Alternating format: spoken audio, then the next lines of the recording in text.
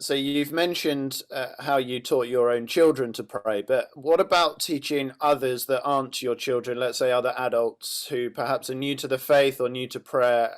How have you found, um, what tips could you give in discipling others to pray? Yeah, that's another great question.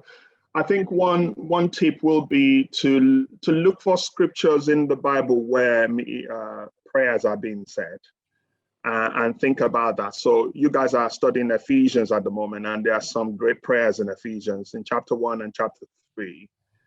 And just go with that person, read those scriptures, and turn them into prayer. So when Paul says, I'm always thinking about you, and I pray that you be strengthened in your spirits, just read that and then turn that into prayer by saying, Father, you promised to strengthen us in your spirit. So please, will you strengthen my own spirit? So just turn what you're reading into a prayer. Right? So that's one great way for new Christians to learn to pray. The second one is in Matthew 6, where the Lord's Prayer, where Jesus was teaching his disciples to pray. I think that doesn't only give us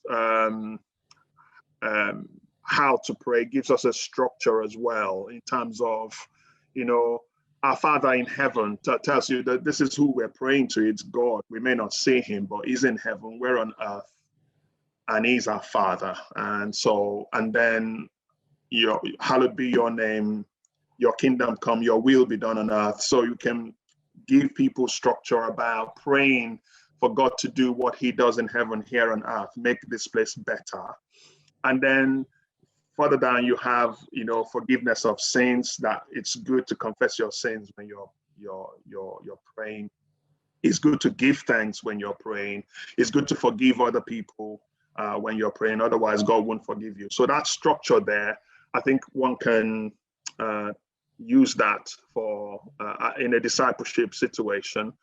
And one of the things to do is to pray, and you yourself, if you're discipling somebody, you pray, and then you ask them to pray and tell them you're just being free. Obviously, you know a little bit more, but you're being yourself, and maybe ask them what's on their heart at the moment. What would they like to ask God?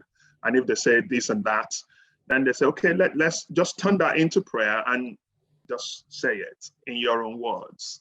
Because in the end, it's being original, being ourselves, not trying to be somebody else, and just praying. So those are the few tips I'll give on that.